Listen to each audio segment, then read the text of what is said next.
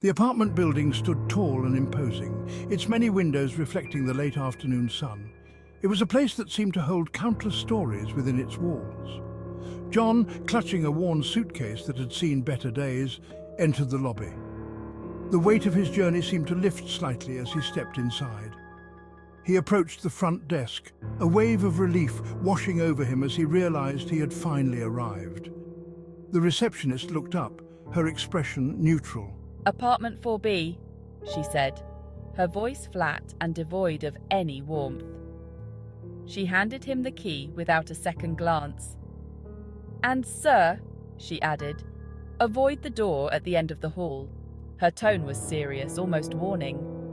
John furrowed his brow, curiosity igniting within him. What could be behind that door, he wondered, but decided it was best not to ask.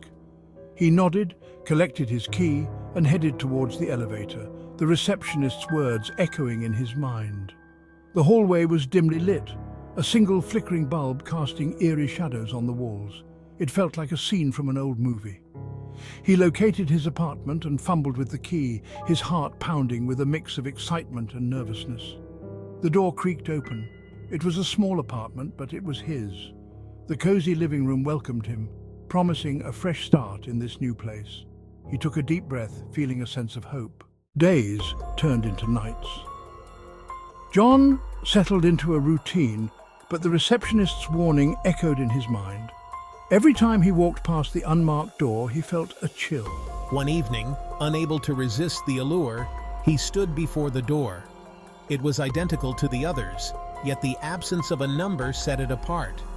He reached out a trembling hand and wrapped his fingers around the cold doorknob. He hesitated. He had to know. Slowly, he turned the knob and pressed his eye to the keyhole. At first, he saw nothing but darkness. The room seemed to swallow all light, leaving him with an uneasy feeling. Then, as his eyes adjusted, he made out the faint outline of a room. The shapes of furniture began to emerge, casting eerie shadows on the walls. He strained to see more, pressing his eye closer to the keyhole. His breath fogged up the tiny opening, but he didn't dare move. Just as he was about to turn away, he saw something move in the shadows. It was subtle, almost imperceptible, but it was there. She was dressed in a long white gown, her dark hair cascading down her back. The gown looked old-fashioned, like something from another era. Her skin was pale, almost translucent, and her eyes seemed to glow with an unnatural light. They pierced through the darkness, locking onto him. John recoiled from the door, his heart racing. He had never seen anything like it before, and fear gripped him tightly. He stumbled back, his mind struggling to process what he had just seen. Was it real or just a figment of his imagination? He had expected to find an empty room, a place long abandoned, with nothing but dust and memories. Instead, he had found her. A ghostly figure that seemed to be waiting for him, watching him through the darkness. Days turned into weeks, and the image of the woman in white haunted John's thoughts. He couldn't shake the feeling that he had seen something dangerous. He knew he shouldn't, but he couldn't help himself. He had to see her again. Late one night, his resolve crumbled. He found himself standing before the unmarked door, trembling with fear and anticipation. He took a deep breath and peered through the keyhole. The room was empty. Where was she? Had she gone, or was she hiding in the shadows? It was a single red high-heeled shoe lying in the center of the room. He stared at it, his mind reeling. This wasn't there before. He felt a cold dread creep up his spine. He pressed his eye closer to the keyhole, desperate for an explanation. Then he saw it. The keyhole was filled with a blinding crimson light. He stumbled back, his hand flying to his eye as if he had been burned. Panic welled up inside him. He ran down the hallway, his heart pounding in his chest like a drum. Each step echoed in the narrow corridor, amplifying his fear. He didn't stop running until he reached the lobby, his legs burning from the exertion.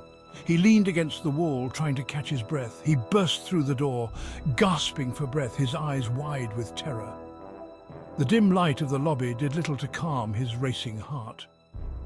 The receptionist looked up in alarm, her eyes widening as she took in his disheveled appearance. "Sir, are you all right?" she asked, her voice tinged with concern. She moved closer, ready to offer assistance. He stared at her, his breath coming in ragged gasps, unable to form coherent words. His mind was a whirlwind of fear and confusion. "The door," he stammered, pointing with a trembling hand, the one with no number. His voice was barely above a whisper. "There's something wrong with it. Something unnatural." The receptionist's face drained of all color, her hands trembling slightly as she clutched the edge of the desk.